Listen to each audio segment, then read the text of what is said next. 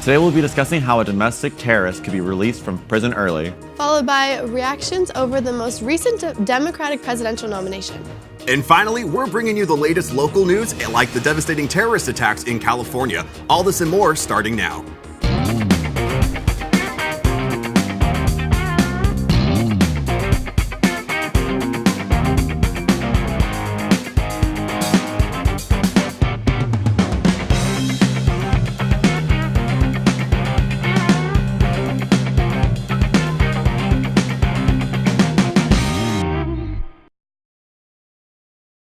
Hello and welcome to The Report, Cal State Fullerton's premier source for news, views, and info. I'm Leslie Duarte. and I'm Gunnar Texera. I'm Ashley Anselin. And I'm Ryan Matthew.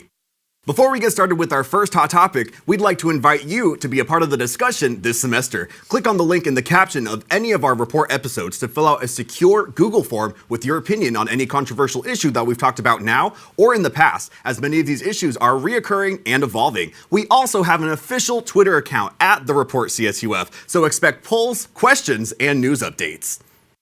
A 19-year-old gunman opened fire on a synagogue in Poway, California on Saturday, where the Jewish community was celebrating the last day of Passover. One person was killed and 3 wounded, including the rabbi. The gunman fled the scene and was later arrested when an off-duty Border Patrol agent fired shots at the suspect's vehicle. Here's CNN correspondent John Lorick with more information. We are a Jewish nation that will stand tall.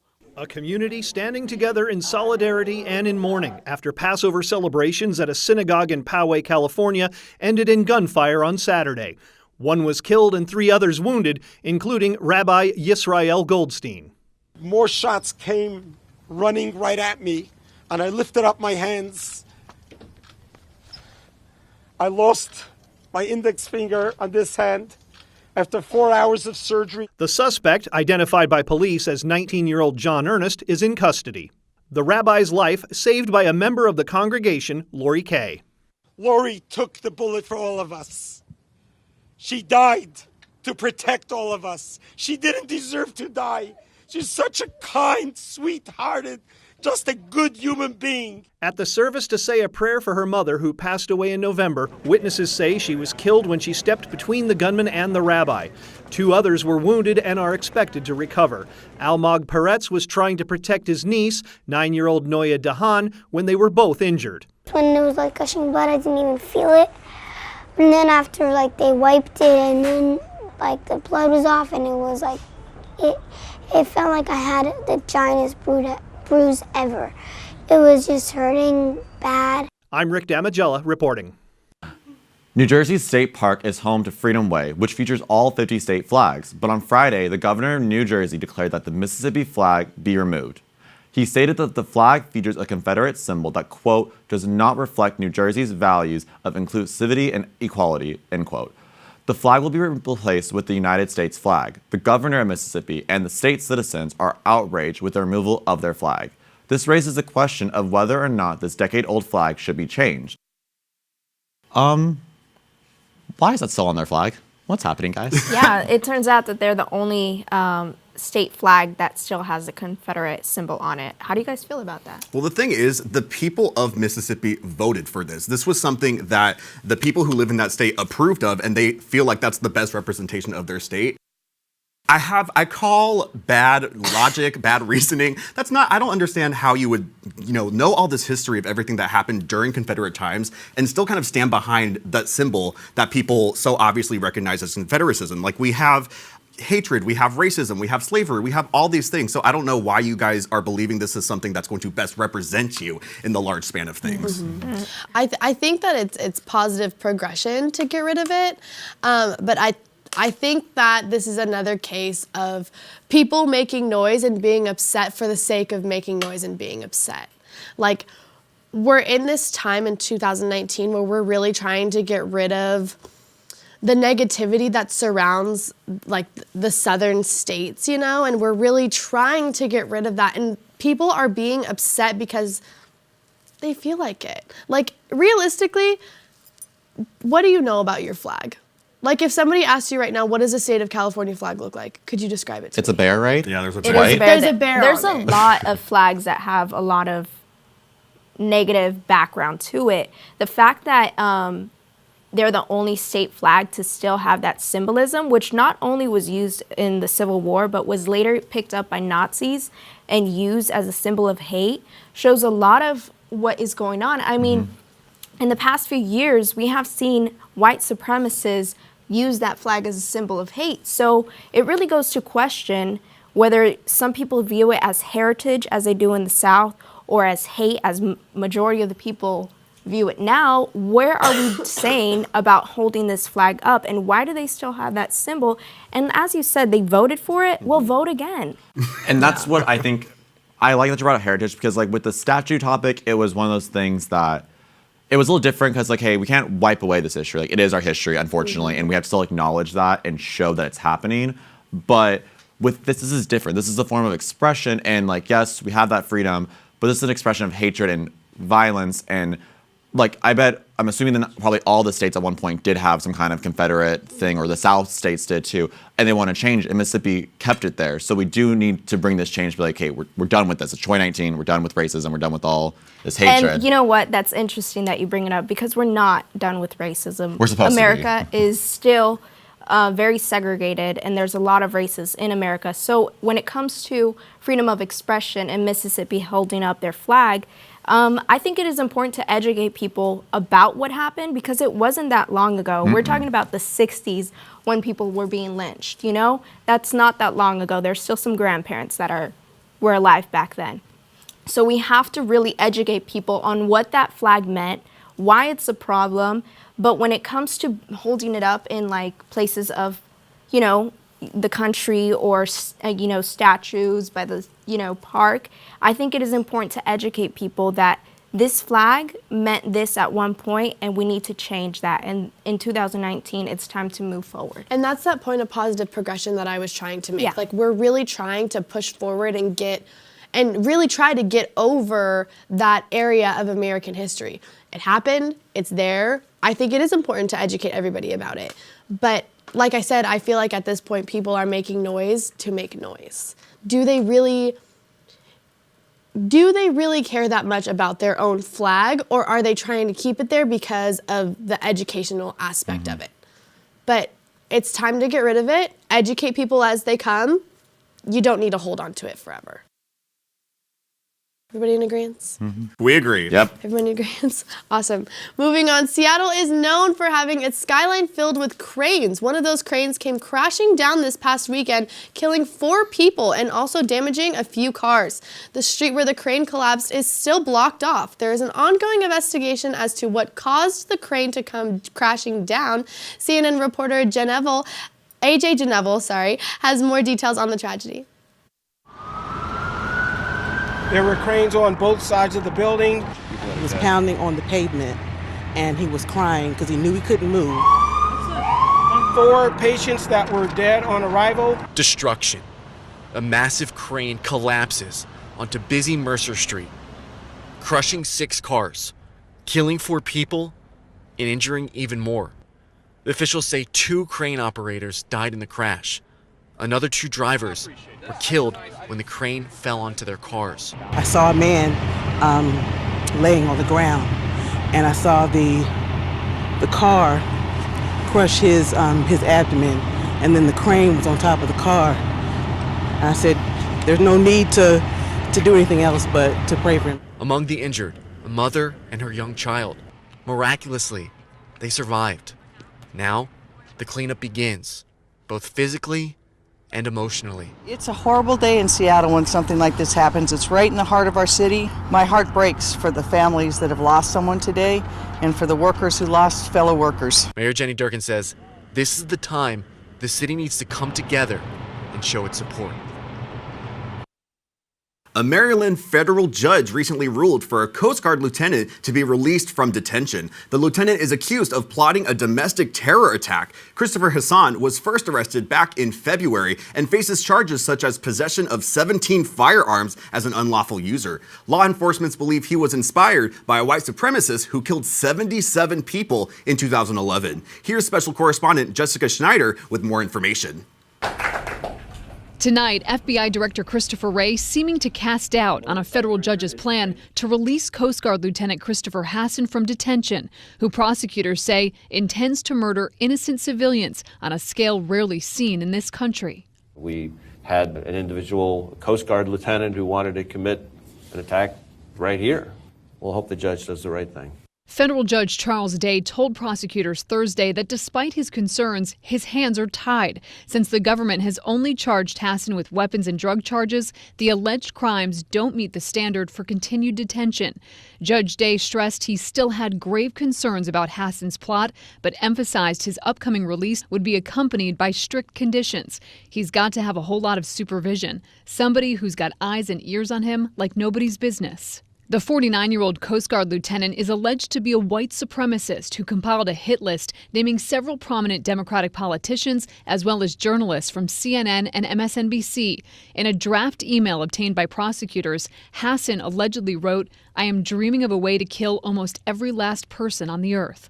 Hassan also searched for the home addresses of two unnamed Supreme Court justices and sought out the best gun to kill African Americans. Investigators took photos of the 15 firearms inside Hassan's Silver Spring, Maryland apartment, where they also found more than 1,000 rounds of ammunition.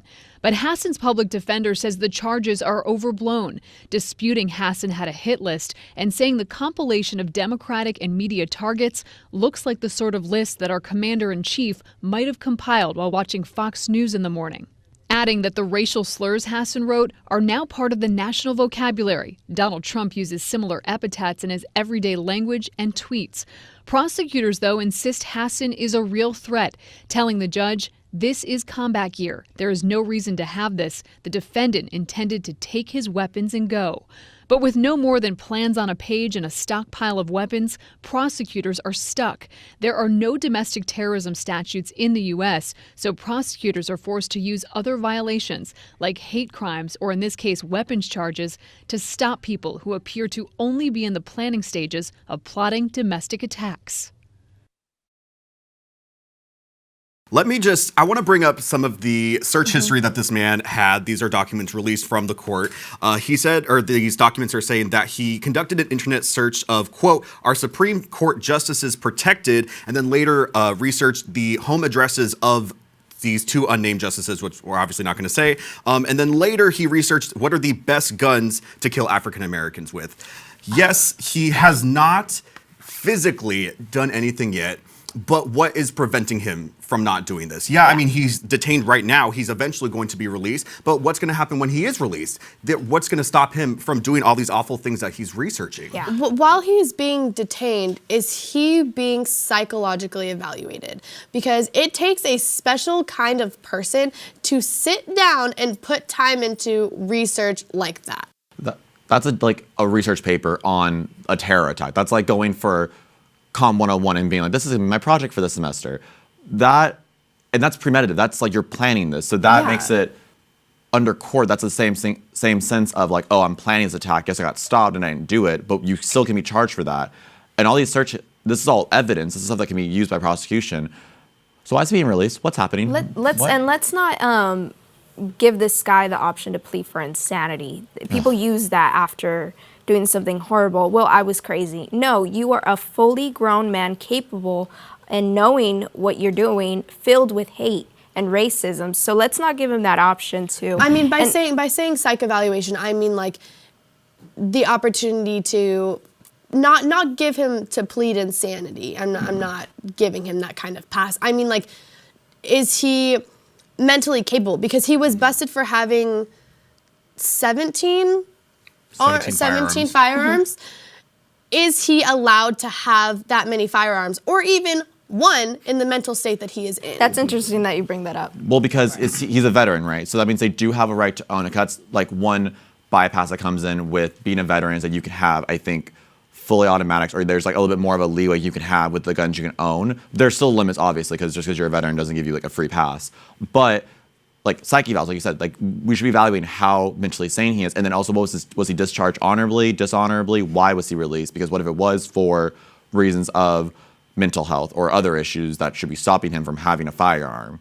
And we talked about this on one of our first episodes about getting a little more realistic about our gun laws and not banning them completely, but having a little bit deeper of process of getting a gun, like doing psych evaluations and talking to people like that and seeing if they are mentally stable enough to own a gun, whether it's personal or things like that. And I want to bring this back to what the focus is. This man, racist, he knows what he's doing. He's a grown man. He knows exactly what his ultimate goal is. And if we let him go out of this and detained, we're going to put ourselves in another situation where we're going to see another Dylan Roof situation, which brings me back to my main criticism of the media. We're always putting their names out in the public media. This guy was inspired by previous events that were displayed in the media. We need to really, as journalists, as media people, we need to really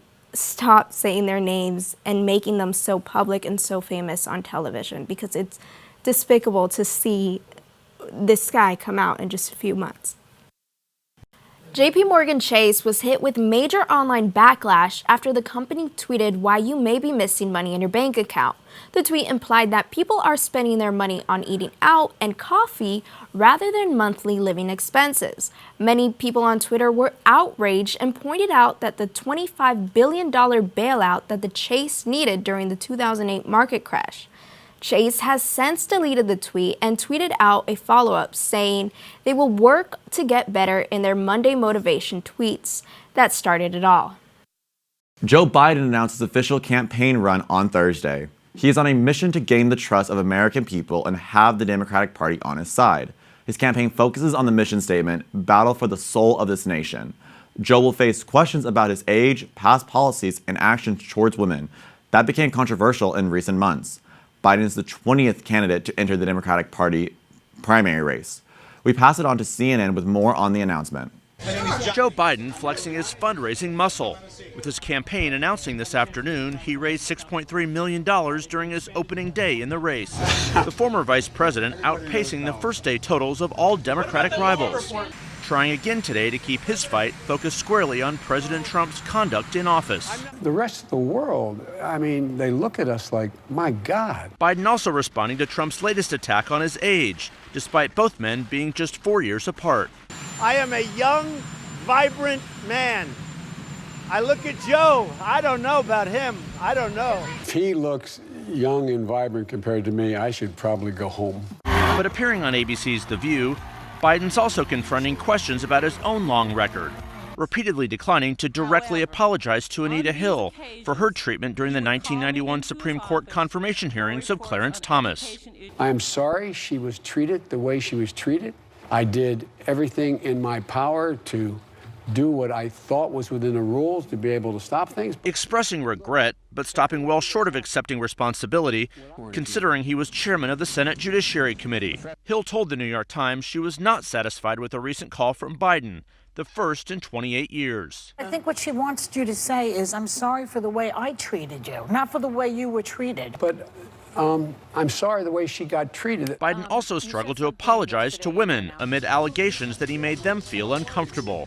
Sorry, I'm invading your space. I mean, I'm sorry this happened. Yeah. But I'm not sorry in the sense that I think I did anything that was intentionally designed to do anything wrong or be inappropriate. Yet Biden also showing a deeply emotional side. When asked about his late son, Beau, who always hoped his father would run again for president. I hope he's proud of me. I hope he's proud. So we have another Democratic candidacy. Again, 20th now. Yep. And it's some old white guy. Like, we don't have enough of those running for office. Why is he doing this? Like, we have plenty of better candidates, honestly, not even on policies, just like more forward candidates. Like, Joe, you had your time. You had the VP. You did plenty of things here in America. Well, he had his time, but maybe this is now he's thinking his time to do more. Well, he had an interview with ABC News just, I believe, yesterday, and in it, he was saying that my job is to make sure Trump is not president of the United States of America ever again. And so he obviously has some sort of trajectory in his mind to go to, but how is he going to stand out? Like you said, there's 19 other candidates. How is he going to be the front runner in this group of people? Well, by Joe Biden entering the race, it guarantees him the nomination for the Democratic Party. There's no way they would pick anybody else with him, which is really sad. Well, I take that back, which is disappointing to see how the Democratic Party is handling this, because they have 20 candidates and they're really a mess. They're attacking each other. Bernie Sanders is out. 2016 is going to repeat again, and I can definitely see Trump winning. And that's the problem. It's what happened last time. They tried splitting the vote between Bernie and Hillary, and then Trump took over because you don't get it second and first. It's whoever gets the most votes. And I feel like we have Harris, we have Buttigieg, we have O'Rourke.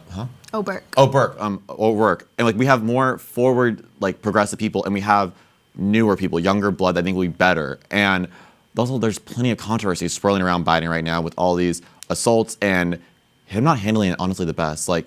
Sexual misconduct. Yes, and even then he wasn't taking us seriously, in my opinion. I thought he made it almost like basically he tweeted about an apology, and it was an apology of, well, I didn't mean to do it that way, so that's on them or whatever. Well, no, he didn't say that. He did just say I didn't mean to make it that way, so that's all there is to it.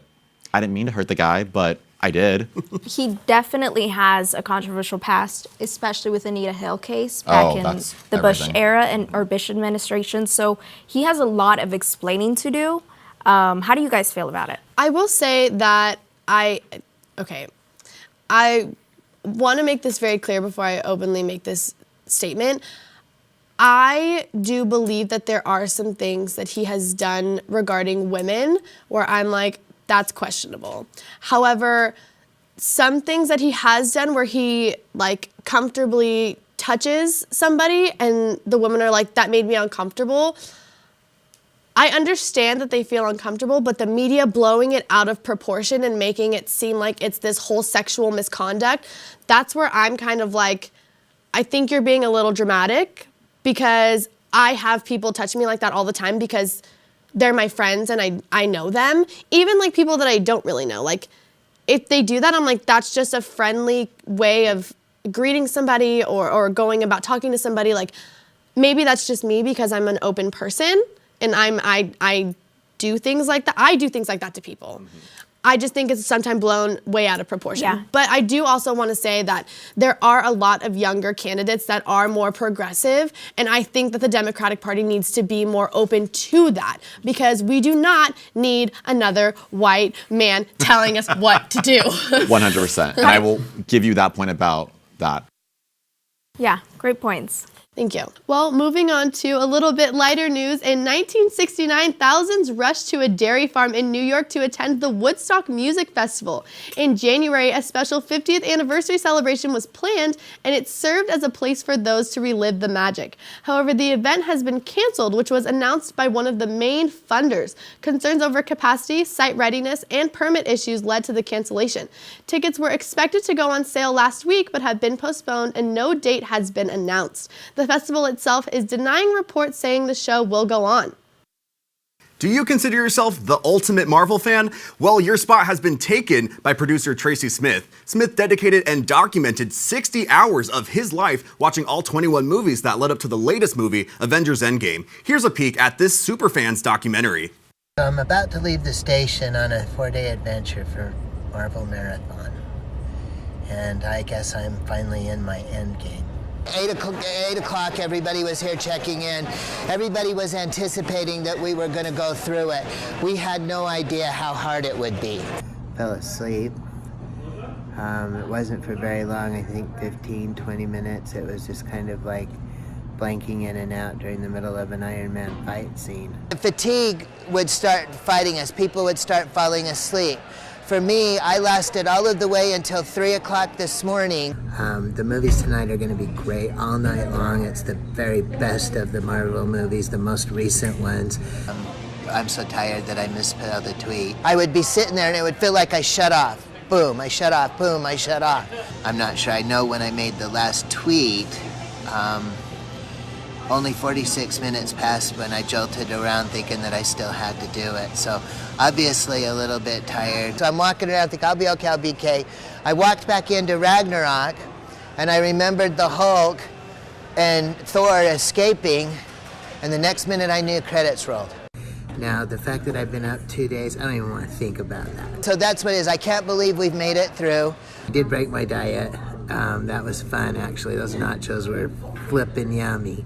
Okay, we've done 55 hours, and I've been black 4.5 hours out of those that I can't remember or tell you what happened. I'm not going to give you one spoiler. I'm not going to tell you anything that happens, but it's a 10-year journey, and I got to see it in a very special way. I just want to say, I don't like anybody or anything to stay for 60 hours for one thing. I think that's insane. This guy's got some severe dedication.